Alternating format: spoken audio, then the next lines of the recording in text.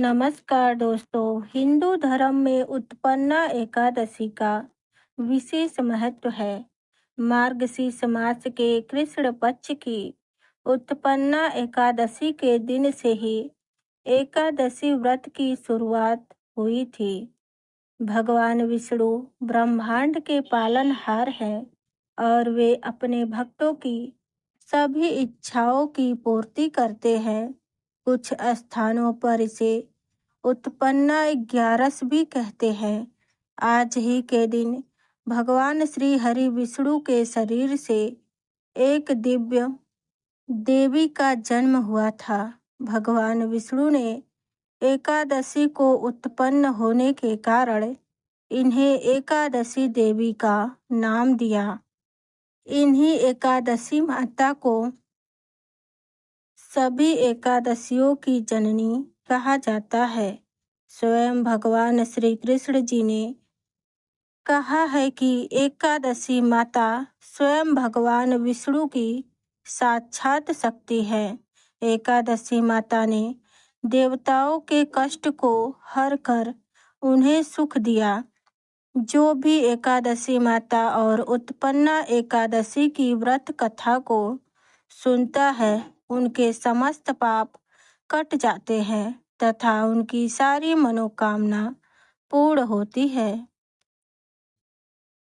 एक बार अर्जुन ने भगवान श्री कृष्ण जी से कहा, हे प्रभु, अब आप मुझे उत्पन्ना एकादशी की व्रत कथा सुनाइए। भगवान कृष्ण जी बोले, हे पार्थ, सतयुग में एक महाभयंकर दैत्य हुआ। उसका नाम मूर था।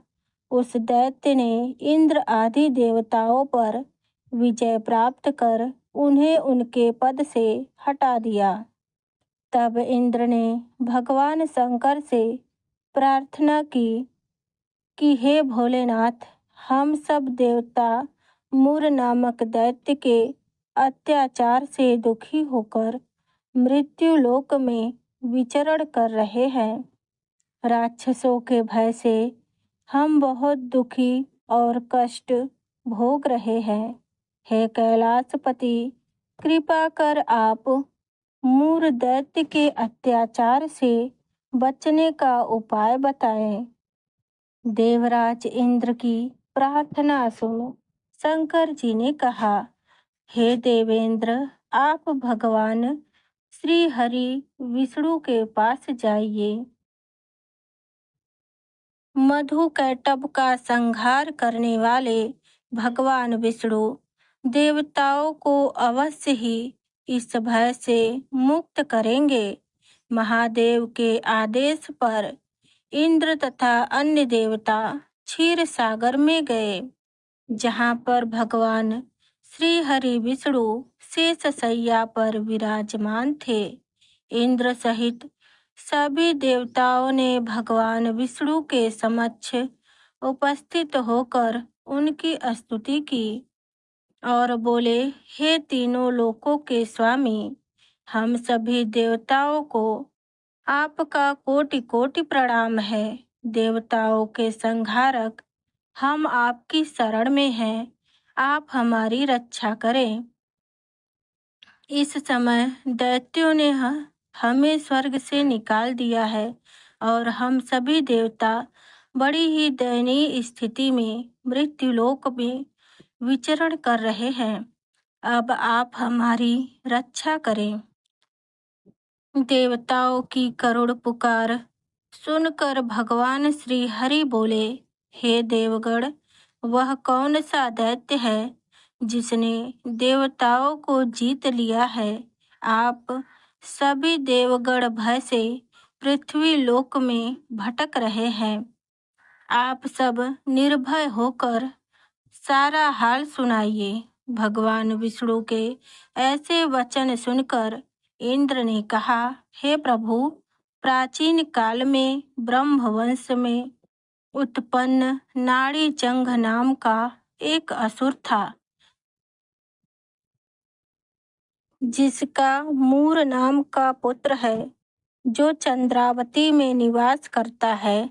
जिसने अपने बल से मृत्युलोक और देवलोक को जीत लिया है और सब देवताओं को देवलोक से निकालकर अपने दैत्य कुल के असुरों को इंद्र, अग्नि, यम, वरुण, चंद्र आदि को लोकपाल बना दिया। वह स्वयं सूर्य बनकर पृथ्वी को ताप दे रहा है। इस बलशाली भयानक असुर का संहार करके आप देवताओं की रक्षा करें। भगवान विष्णु बोले, हे देवताओं, मैं आपके शत्रु का शीघ्र ही संहार करूंगा। आप सब इसी समय मेरे साथ चंद्रावती चलिए। देवताओं की पुकार पर भगवान विष्णु तुरंत ही उनके साथ चल दिए। उधर दैत्यराज मुर ने अपने तेज से जान लिया था कि भगवान विष्णु युद्ध की इच्छा से उसके राज्य के तरफ आ रहे हैं। अतः वह अपने राक्षस योद्धाओं के साथ युद्ध भूमि में आकर गरजने लगा। देखते ही देखते युद्ध शुरू हो गया। युद्ध शुरू होने पर वह अनगिनत असुर अनेक अस्त्र शस्त्रों को धारण कर युद्ध करने लगा, किंतु देवता पहले से ही डरे हुए थे, इसलिए अधिक देर तक सामना न कर सके। तब भगवान विष्णु स्वयं युद्ध भूमि में आ गए।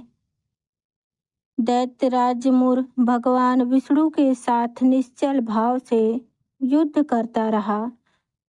भगवान विष्णु मुर को मारने के लिए जिन अस्त्रों का प्रयोग कर रहे थे, वे सब उसके तेज से नष्ट होकर गिरने लगे।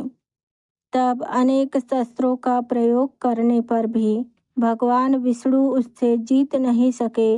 तब वे आपस में मल्लयुद्ध करने लगे।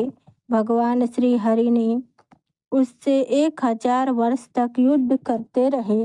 अंत में भगवान श्री हरि ने शांत होकर विश्राम करने की इच्छा से बद्रिकाश्रम स्थित हेमवती नाम की एक गुफा में प्रवेश कर गए। हे अर्जुन, उस गुफा में प्रभु ने शयन किया। भगवान विष्णु के पीछे पीछे वह दैत्य भी वहां चला गया। भगवान विष्णु को सोता देखकर वह उन्हें मारने को तैयार हो गया। वह सोच ही रहा था कि उस समय भगवान विष्णु के देह से एक दिव्य वस्त्र धारण किए एक अत्यंत मनमोहिनी कन्या उत्पन्न हुई और राक्षस को ललकार कर युद्ध करने लगी। उस कन्या को देखकर उस राक्षस को घोर आश्चर्य हुआ और वह सोचने लगा, ऐसी दिव्य कन्या कहाँ से उत्पन्न हुई। और फिर वह असुर उस कन्या से लगातार युद्ध करता रहा। कुछ समय बीतने पर उस कन्या ने दैत्य के अस्त्र शस्त्र के टुकड़े टुकड़े कर दिए और उसका रथ तोड़ डाला और उसका सिर काटकर धड़ से अलग कर दिया। भगवान विष्णु जब निद्रा से जागे तब असुर को मरा देखकर उन्हें घोर आश्चर्य हुआ। तब वह तेजस्वी कन्या श्री हरि से हाथ जोड़कर बोली, हे जगदीश्वर, यह असुर आपको मारना चाहता था। तब मैंने आपके शरीर से उत्पन्न होकर इस असुर का वध किया है। कन्या की बात सुनकर भगवान विष्णु बोले, हे कन्या, मैं तुमसे अत्यंत प्रसन्न हूँ। इसे मारकर तुमने तीनों लोगों का कष्ट हरा है, इसलिए तुम अपनी इच्छा अनुसार वरदान मांग लो। भगवान की बात सुनकर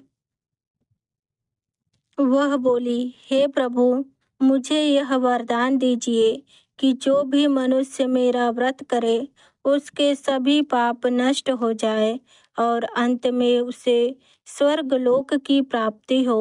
मेरे व्रत का आधा फल रात्रि को मिले और उसका आधा फल एक समय भोजन करने वालों को मिले, जो श्रद्धालु भक्ति पूर्वक मेरे व्रत को करे, वे निश्चय ही वैकुंठ लोक को प्राप्त करे।